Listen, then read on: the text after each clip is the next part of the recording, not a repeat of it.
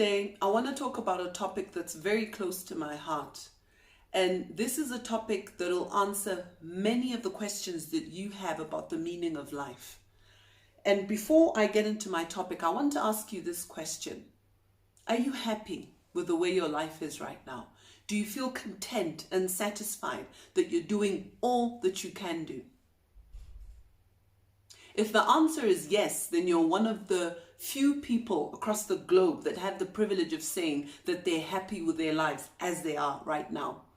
Most of us have a sense of lack, and I'm not talking in monetary terms, but I'm talking about your inner man, your inner being. There's a sense of lack, of something missing, something more, a yearning to be more, to do more. And the reason that most of us experience that is because of purpose. When you know what your purpose is and you live it fully, you will experience contentment, joy, peace, satisfaction in life. Now, that doesn't mean that you stagnate and you stay in one position for the rest of your life. No. But you are on the path that you were created to be on. You're growing, you're multiplying, you're having dominion, you're mastering whatever it is that you were created to do. So the question then becomes, how do you know what your purpose is? I'm sure you're sitting there asking yourself, Maiyo, this sounds very interesting, but how do I know why I was created? Now, the answer isn't out there in a book somewhere. It's not in a motivational guru seminar. No, nobody's going to tell you what your purpose is. You'll be given tools to help you uncover what your purpose is, but the only person that can tell you what your purpose is your creator. Now, our creator doesn't necessarily speak in a voice and say, your purpose is to help children, or your purpose is to be a truck maker, an engineer. He doesn't necessarily speak like that. But one thing about our maker is that he always gives us clues. The clues to what your purpose is are all around you. It's in your personality, how you show up in the world. It's in your gifts. What are the things that you're really good at? It's in your strengths. It's in your interests. It's in the things that you love doing and you wish you could do for a living. Even if you didn't get paid for it, you'll be happy to do it because that's how much you enjoy doing it. That's what your purpose is linked to. Your purpose is within yourself. Your purpose is the seed that your creator put in you that you now need to bring to life. Now, what happens before a seed begins to grow?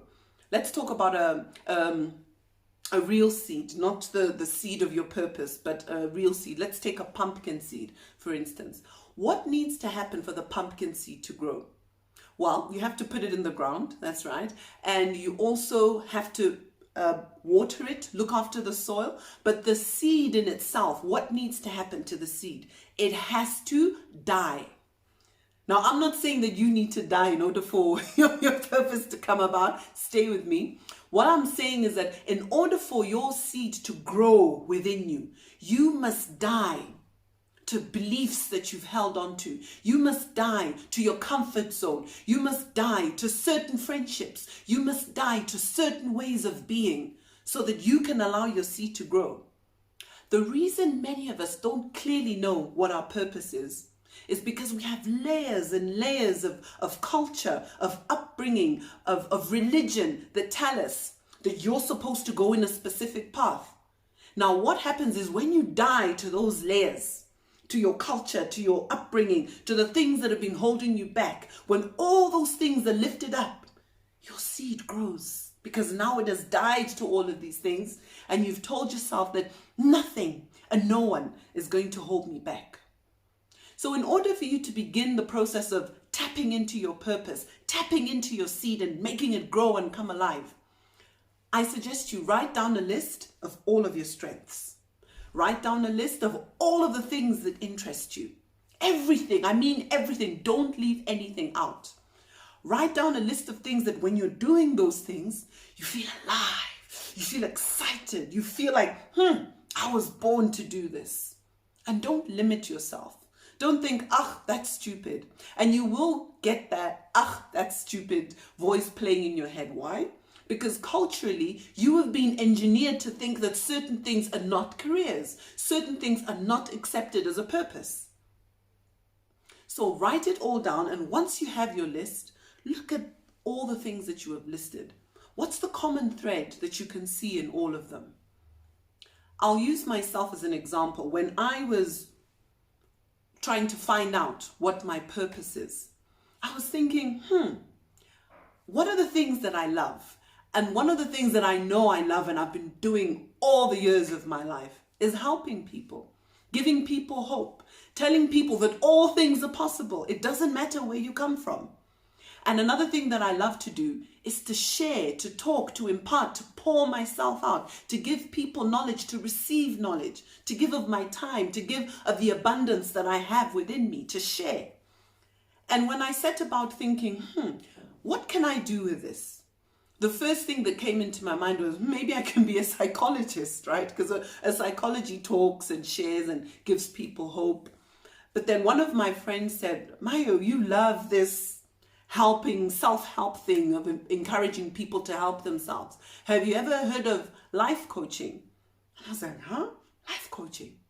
So I went and I did my research, and the more I researched, the more I listened to existing life coaches, the more I was inspired, the more something within me resonated and came to life. Something said, yes, this is what I was born to do.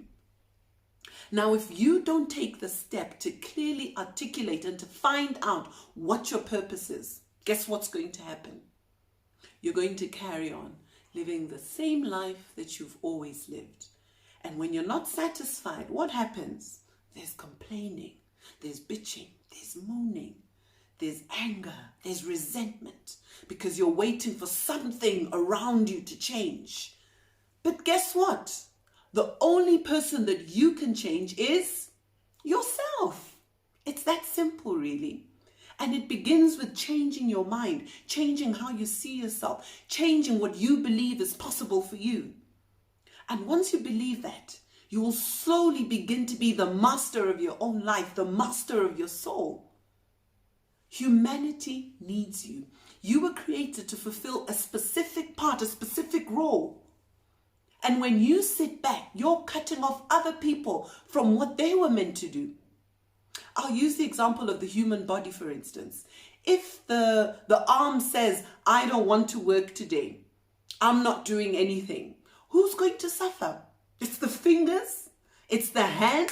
If this fellow says, I'm not working today, there are other people that are connected that are also impacted by the arm saying, I'm not working today. And it's the same with you. When you sit back, you're holding other people back from their destiny. Somebody is waiting for you to rise up and say, I am walking in my purpose. And the only person that can make you rise up is yourself. Nobody is going to come to you and say, hey, now is your time, rise up. But because we've been conditioned to receive guidance and information, that's how our minds work. We're told that we have to go to school. And after school, the system tells us we must go to university. After that, the system tells us we must go and get a job. And so on and so forth, it continues. But when it comes to purpose, nobody is going to come and say to you, it's time to live your purpose. Hello, wake up. You have to do that for yourself. So my final question to you is, what are you waiting for? Right now is your moment. Today is your day. Rise up and live the life that you know you were created to live. Because humanity needs you. And over and above humanity needing you, you need yourself. You deserve to be happy. You deserve to live a life of abundance and joy, and waking up in the morning thinking, oh, I am working on what I love the most. Doesn't mean it's going to be easy. It doesn't mean it's going to be a clear path of what you need to do. No. But once you commit and you know that you're doing all that you can, that this is it, that this is my purpose, I must just master this thing, you will be amazed at how providence works with you. The right people, the right resources will flow into your life so that you can live the life you know you deserve. Until next time.